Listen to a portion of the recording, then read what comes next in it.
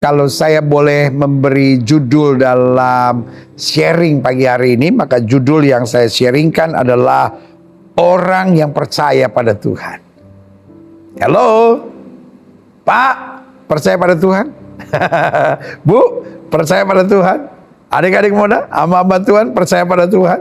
Mungkin sebagian saudara bilang, pagi-pagi bikin pertanyaan yang aneh-aneh aja. Saya nggak ikut semangat pagi kalau saya nggak percaya pada Tuhan.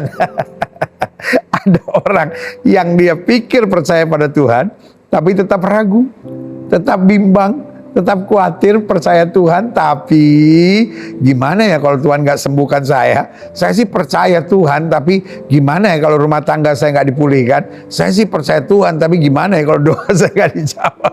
Ada banyak orang percaya pada Tuhan, tetapi sebetulnya hidupnya penuh keraguan, penuh ketidakpastian. Saya percaya bahwa orang yang percaya pada Tuhan tidak akan pernah gentar, tidak akan pernah goyah, karena Tuhan tidak pernah lalai menepati janjinya. Alkitab bilang Allah bukan manusia sehingga dia lalai menepati janjinya. Nah, Mazmur 125 ayat pertama sampai ayat yang kelima di bawah judul perikop aman dalam lindungan Tuhan. Karena kita aman dalam lindungan Tuhan, kita percaya aja bahwa Tuhan pasti menyediakan yang terindah, pasti menyediakan yang terbaik, dan pasti akan menyediakan yang paling dahsyat buat kita. Haleluya. Nyanyian ziarah. Orang-orang yang percaya kepada Tuhan adalah seperti gunung Sion yang tidak goyang, yang tetap untuk selama-lamanya. Oh, haleluya. Orang-orang yang percaya kepada Tuhan, dia seperti gunung Sion yang tidak goyang, yang tetap untuk selama-lamanya. Mau ada badai, mau ada angin ribut, mau ada kesusahan, mau ada apapun, gunung tetap tegak berdiri. Yes. Saudara-saudara yang kata dokter penyakitnya nggak bisa disembuhkan, taruh tangan kanan saudara di dada, bilang saya percaya pada Tuhan. Saudara-saudara yang sedang difitnah orang, sedang dihina orang, dibully orang, taruh tangan kanan saudara di dada dan bilang saya percaya pada Tuhan. Saudara-saudara yang sedang menghadapi masa-masa yang sukar dalam hidup saudara, jangan menyerah. Taruh tangan kanan saudara di dada dengan iman, katakan saya percaya pada Tuhan. Saudara-saudara yang sedang merasa kekurangan, saudara-saudara yang merasa nggak mampu bayar hutang yang harus saudara selesaikan, taruh tangan kanan saudara di dada dan bilang saya percaya pada Tuhan. Karena saya percaya pada Tuhan, Tuhan akan berikan saya hikmat. Karena saya percaya pada Tuhan, Tuhan akan berikan saya tuntunan. Karena saya percaya pada Tuhan, Tuhan akan bukakan tingkap-tingkap langit dan curahkan berkat yang berkelimpahan, sehingga saya melihat anugerah Tuhan yang luar biasa. Haleluya. Orang-orang yang percaya kepada Tuhan adalah seperti gunung Sion yang tidak goyang, yang tetap untuk selama-lamanya. Yerusalem, gunung-gunung sekelilingnya, demikianlah Tuhan sekeliling umatnya, dari sekarang sampai selama-lamanya. Alkitab gambarkan seperti Yerusalem, ada gunung-gunung di sekitarnya, demikian Tuhan sekeliling umatnya, dari sekarang sampai selama-lamanya. Berarti anak-anaknya dijaga, anak-anaknya dilindungi. Tapi persoalannya kita jangan malas. Persoalannya kita jangan tidak mengerjakan bagian kita. Walaupun kita dilindungi oleh Tuhan, kita harus berjuang, kita harus semangat, kita harus melakukan yang baik dalam kehidupan ini. Maka segala yang Tuhan sudah sediakan akan kita alami dalam kehidupan kita. Haleluya. Ayat yang ketiga, tongkat kerajaan orang fasik tidak akan tinggal tetap di atas tanah yang diundikan kepada orang-orang benar, supaya orang-orang benar tidak mengulurkan tangannya kepada kejahatan. Ayat yang keempat, lakukanlah kebaikan ya Tuhan kepada orang-orang baik dan kepada orang yang tulus hati. Lihat, ada dua hal di sini, orang baik dan tulus hati. Artinya ada bagian kita yang harus kita kerjakan. Bukan berarti kalau kita percaya Tuhan semua beres. Kita percaya Tuhan, tapi kita juga harus rajin. Kita juga harus melakukan yang baik. Kita juga harus melakukan yang benar. Kita juga harus melakukan yang bertanggung jawab. Dan kita juga harus melakukan dengan ketulusan hati. Tidak bisa sembarangan, tidak bisa seenaknya. Tapi betul-betul sesuai dengan tuntunan dan arahan Tuhan dalam kehidupan kita. Ayat yang kelima bilang, tetapi orang-orang yang menyimpang ke jalan yang berbelit-belit, kiranya Tuhan mengenyahkan mereka bersama-sama orang yang melakukan kejahatan. Damai sejahtera atas Israel. Lihat saudaraku, Israel juga disebut sebagai bangsa pilihan. Dia damai sejahtera kepada orang-orang dipilih Tuhan. Tapi ada tiga di sini, orang yang menyimpang, yang jalannya berbelit-belit, Dan orang yang melakukan kejahatan akan diinjakkan oleh Tuhan. Makanya yang pertama, hidup kita jangan berbelit-belit. Udah percaya Tuhan, masih percaya dukun. Udah percaya Tuhan, masih baca buku-buku cabul, masih nonton tayangan-tayangan cabul, dan nganggap biasa aja. Salah saya itu di mana? Wajar, normal. Wah, ini nggak bisa. Orang percaya Tuhan, tapi kok masih baca apa kata bintang, percaya apa kata bintang, masih percaya sio-sio dalam hidupnya. Gak bisa loh. Alkitab bilang, pilih kepada siapa kamu mau beribadah. Allah kita Allah yang cemburu. Jangan kamu sesat, Allah tidak bisa membiarkan dirinya dipermainkan. Ini yang disebut berbelit-belit. Sudah percaya Tuhan, masih hidup dengan perzinahan, sudah percaya Tuhan, masih percaya dengan ilmu-ilmu, masih percaya dengan tenaga dalam dan segala sesuatu. Waduh nih, repot. Ini namanya berbelit-belit. Sudah percaya Tuhan masih selingkuh. Sudah percaya Tuhan masih pakai narkoba. Sudah percaya Tuhan, ya tapi saya nggak bisa tidur. Jadi saya pakai segala macam obat-obat tidur. Wah, saudara aku yang kasih dalam Tuhan. Ini namanya hidup berbelit-belit. Nah kata Alkitab, ya kan, Tuhan akan mengenyahkan. Kenapa? Karena dia orang yang menyimpang, yang tidak melakukan yang benar, dan dia melakukan kejahatan. Tapi buat orang yang dipilih Tuhan, buat orang yang kata Alkitab tulus hatinya, buat orang yang kata Alkitab sungguh-sungguh dalam kehidupannya, buat orang-orang yang melakukan yang baik, maka damai sejahtera diturunkan. Haleluya. Nah, makanya saya di sini catat begini dalam pendahuluan, manusia di muka bumi terbagi dua. Bukan hanya si kaya dan si miskin, bukan hanya si pintar dan si bodoh, bukan hanya laki-laki dan wanita, namun yang paling utama adalah orang yang percaya Tuhan dan orang yang tidak percaya Tuhan. Jadi saudaraku yang kasih dalam Tuhan, dunia ini dibagi dua kelompok besar. Orang-orang yang percaya Tuhan dan orang-orang yang tidak percaya Tuhan. Artinya apa? Orang-orang yang akan bertahan dan menerima hidup yang kekal. Karena Alkitab jelas bilang, barang siapa yang percaya kepada tidak binasa, melainkan beroleh hidup yang kekal. Dan bukan hanya kita dapatkan sorga, tapi orang yang percaya Tuhan sementara di muka bumi, dia menang. Dia melihat berkat Tuhan, dia melihat jaminan Tuhan, dia melihat damai sejahtera. Bukan berarti dia nggak ada masalah. Lalu bilang, oh, orang kalau percaya Tuhan pasti nggak ada masalah dalam hidupnya. Saudaraku, nggak bisa begitu. Walaupun kita percaya Tuhan ada masalah, tapi kita tenang. Ada masalah, tapi kita tetap semangat. Ada masalah, tapi kita tetap percaya Tuhan. Bahwa roh yang ada di dalam kita lebih besar dari roh yang alam dunia ini. Jadi kita menghadapi tantangan, kita menghadapi pergumulan. Tapi kita bukan orang stres dan tertekan karena kita percaya pada Tuhan. Hal-hal yang kita sanggup kita selesaikan dengan kekuatan Tuhan. Hal-hal yang kita tidak sanggup kita serahkan pada Tuhan. Dan Tuhan yang ambil alih dan bertindak serta berperang buat kita. Jadi dunia ini terbagi dua, orang yang percaya Tuhan. Percaya Tuhan berarti hidup diselamatkan. Percaya Tuhan berarti mendapat kekuatan, kemenangan, dan kepastian sementara di muka bumi. Dan yang kedua, orang yang tidak percaya Tuhan, bisa saja dia senang di muka bumi, tetapi dia terikat dan terbelenggu dengan dosa. Terikat terbelenggu dengan kuasa-kuasa kegelapan. Terikat dan terbelenggu dengan hawa nafsu daging dan kesenangan dunianya. Kelihatannya dia pikir dia senang, tapi sudah terjajah.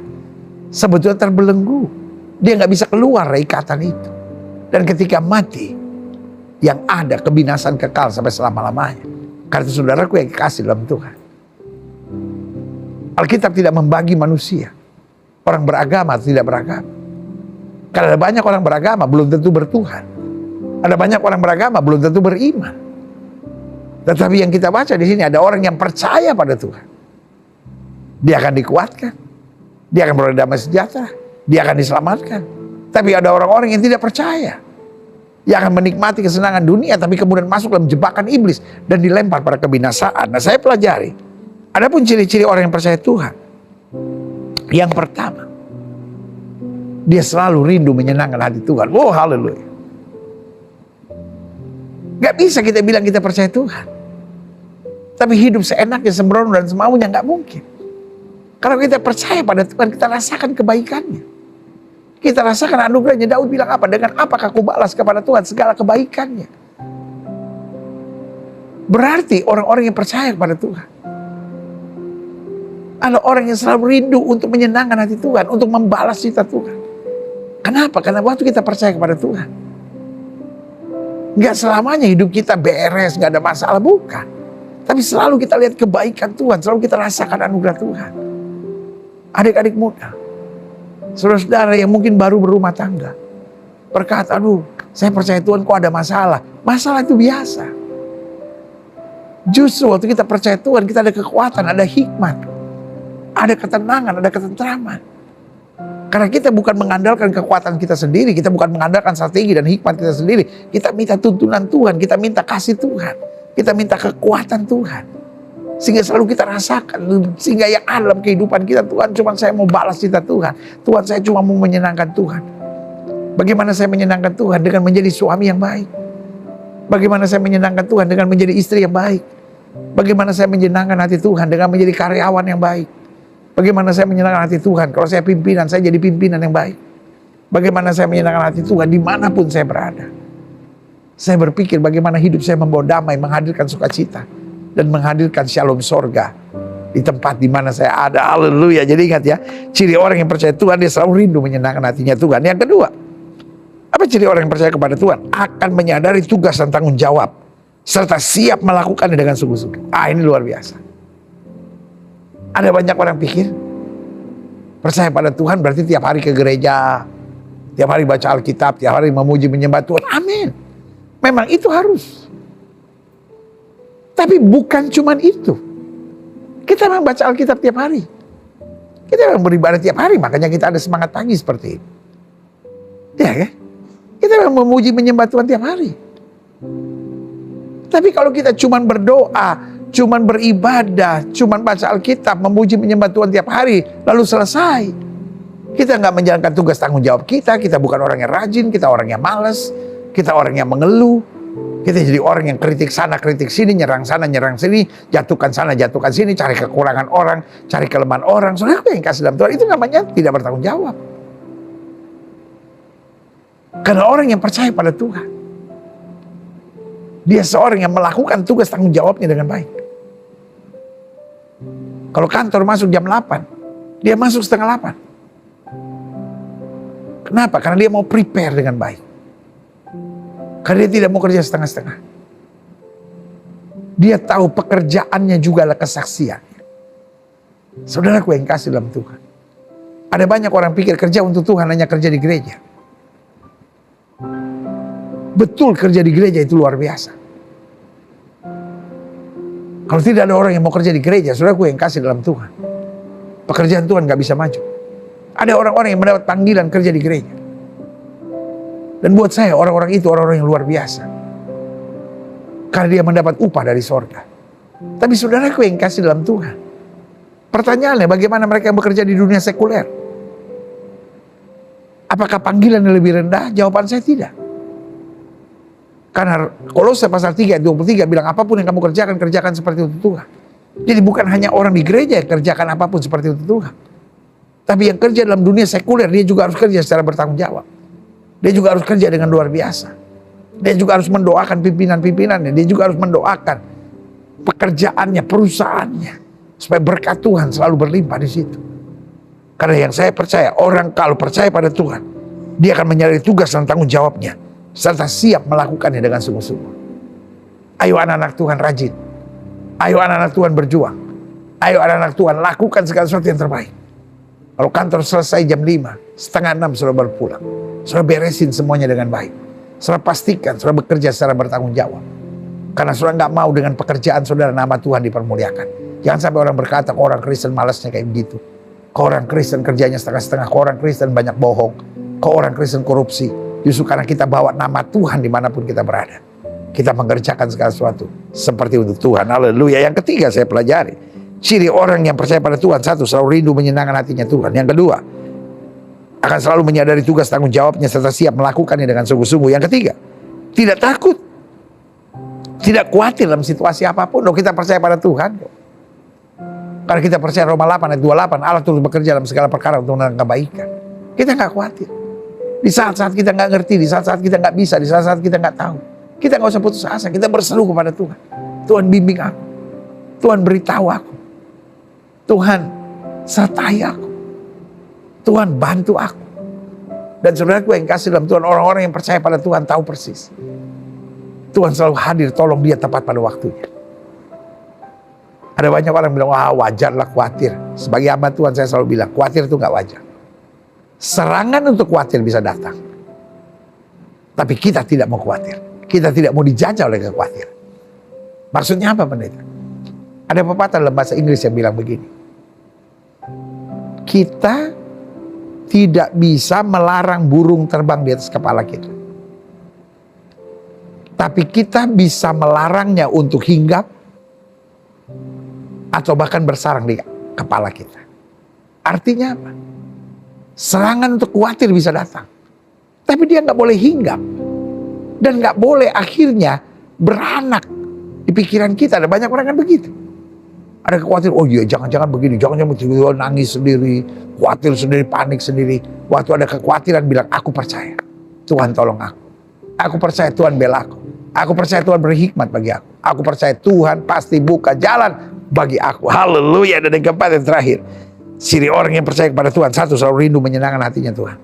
Dua, akan selalu menyadari tugas tanggung jawab serta siap melakukannya dengan sungguh-sungguh. Tiga, tidak takut, tidak khawatir dalam situasi apapun. Dan yang keempat, akan selalu setia sampai akhir dalam segala tugas yang dijalani. Saudaraku yang kasih dalam Tuhan, saya percaya orang-orang yang percaya Tuhan tidak akan jadi pengkhianat.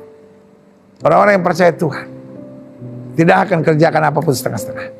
Orang yang percaya Tuhan, cirinya jelas, dia seorang yang setia. Kenapa? Loh, karena Tuhan mengajarkan kesetiaan. Gak mungkin kita percaya Tuhan lalu kita jadi pengkhianat. Gak mungkin kita percaya Tuhan lalu kemudian kita mengfitnah, kita menjatuhkan, kita melakukan hal-hal yang tidak pantas. Tapi kita menjadi orang yang setia. Kalau kau suami, jadilah suami yang setia. Kalau kau istri, jadilah istri yang setia. Saudara boleh menatap saya dan berkata, tapi dia tidak setia, tapi dia ngecewain saya, tapi dia nyakitin hati saya. Itu bukan urusannya. Karena setia bukan balasan. Setia adalah kualitas. Bukan karena orang setia, saya setia. Lalu orang tidak setia, saya berkhianat. Tidak. Setia adalah kualitas. Orang-orang yang percaya kepada Tuhan, dia tahu persis kalau ada hal-hal yang menyakitkan terjadi dalam hidupnya, Allah turut bekerja untuk mendatangkan kebaikan. Makanya Daud bilang begini, dulu aku muda, sekarang aku menjadi tua. Tidak pernah aku lihat anak cucu orang benar meminta-minta roti. Anak cucu orang-orang benar bisa dicurangi, bisa dijahati, bisa disakiti, tapi dia tetap setia. Dan dia melihat pembelaan Tuhan. Saudaraku, mungkin kau disakiti, kau mungkin dilukai, mungkin kau dikhianati. Sebagai hamba Allah saya hanya mau ingat, tetap setia, karena hanya orang setia ia akan memperoleh mahkotanya. Ini saatnya saya berdoa buat saudara. Saudara yang menatap saya dan berkata, itu yang terjadi. Saya dikhianati, saya dilukai, saya disakiti, dan rasanya jiwa ini mau berontak. Saya nggak terima. Kenapa saya percaya pada Tuhan, saya udah buat baik dan saya diperlakukan seperti ini. Saudaraku yang kasih dalam Tuhan, marah, berontak, kecewa, nggak akan menolong kita. Engkau percaya pada Tuhan kan? Manusia boleh mereka-rekakan yang jahat, Allah mereka-rekakan untuk kebaikan. Secara khusus, saya mau berdoa buat setiap saudara yang merasa disakiti, merasa dilukai, merasa dikhianati. Tapi hari ini sudah berkata, Tuhan aku tak percaya pada Tuhan. Aku tak bersandar pada Tuhan. Taruh tangan kananmu di dada, izinkan saya doa. Bapa dalam nama Yesus, kami percaya. Kami percaya. Kami tidak mau membalas. Kami tidak mau melakukan apa yang orang lakukan terhadap kami. Kami tetap akan melakukan firman. Kami akan tetap setia. Kami tetap akan bertahan, kami tetap akan melakukan yang benar sesuai dengan firman Tuhan. Kami tidak balas berkhianat, kami tidak balas menyakiti, kami tidak balas melukai. Kami tetap lakukan kebenaran, kasih dan doa dengan sungguh-sungguh pada Tuhan. Karena kami percaya pada Tuhan. Karena itu Tuhan, hamba berdoa biar firman Tuhan digenapi. Manusia boleh mereka-rekakan yang jahat, Allah mereka-rekakan untuk kebaikan. Kuatkan kami untuk tetap setia di jalan Tuhan. Memberkati, mendoakan, dan mengucapkan berkat atasnya di dalam nama Yesus. Haleluya.